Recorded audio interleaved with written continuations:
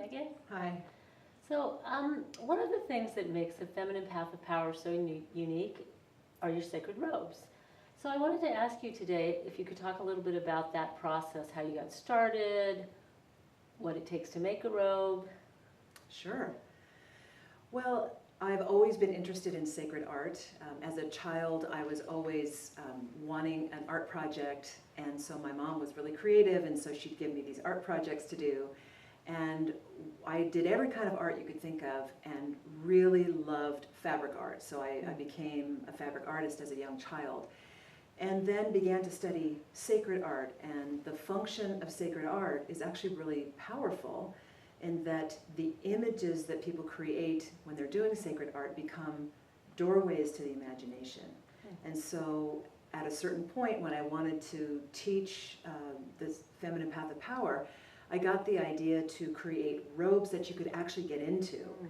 And it's such an incredible experience to actually get into a piece of sacred art. So not only can you look at it, but you can get in and animate it. And as you know, because you've been inside of the robes, they have a special power all their own. They do, and it really draws on so many more of your senses than just the visual sense of looking at it. And there's the feel of it and the the whole experience, the whole embodied experience. Right. So when I started to study shamanism, I became very interested because when a shaman goes to his or her vision quest to receive a vision or something that is about their mission and purpose, they usually get an image that becomes their powerful sacred image. And so I got interested in my sacred art becoming like shamanic robes, where people could get into it and really experience a powerful symbol or image that comes up on the robe. So, I mean, my dream is that everybody could make their own shamanic robe with their own images that come up. But these were the particular images that came up for me. Well, they're quite beautiful. So the images come through you when you're creating them, or do they come through prior? How does that work?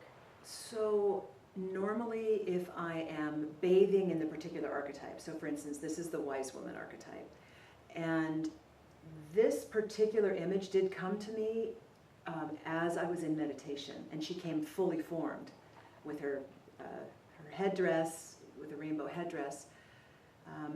Some of the other images come when I'm creating them, but of course I'm always trying to be in a meditative state.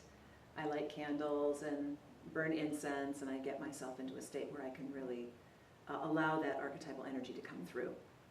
So some of the designs come through you, and some of them you're drawn to in other ways? Well, all the designs are mine, but I have studied sacred art from many, many different interfaith cultures for a long time. And so if I have in mind, for instance, she is Indian, she just came through all at once. But if I want to bring a particular culture forward, then I'll use some of the symbols and images from that particular culture. Oh, that makes sense. So beyond looking at them and then trying them on, you can also wear them in ritual or ceremony. Yes, yes, and I'd love to hear your experience too, because I've been traveling all over the world now with the robes for quite some time, and when I get people into the robes, people have magical experiences. They actually feel the energy of the robe. They might hear an affirmation that comes to them. And also in ritual and ceremony, when there are several people wearing the robes, well then it becomes even more powerful. And as you know, incredible wisdom comes through people when they're wearing the robes. Oh, absolutely. Sometimes I find myself saying something that I didn't think of that just came through me, and then the archetype comes alive, and particularly in group, it's almost like the robes are speaking to one another, or the archetypes are coming through and channeling and imparting their wisdom. Exactly. So the wise woman might literally come out with some wise, important wisdom for the group that's actually listening. So we can use them in ritual and ceremony. We can use them, when we're trying to give people affirmations. They can also be put up on the walls, and people can contemplate them like sacred art, and just simply sit in front of them and maybe pick a divination card or a goddess card and just allow the robe to speak to them. So what goes into actually making the robe? Okay, well that's a great question. So believe it or not, this starts out as a giant white piece of silk. So it's hard to believe because at the end I paint it all black, but it begins as a white piece of silk, and then these lines here are called Gutta Resist, and it's kind of like a batik. It would be like the wax in a batik.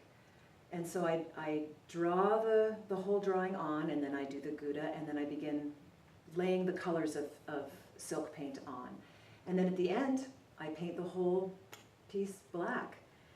And it comes out like this, so. That's incredible. It's a long process. It takes me, It's completely hand done. It's all hand every done. part. It's amazing to Yeah. think Thank you. that they're each unique. Yes. So that's a little bit about my robes, and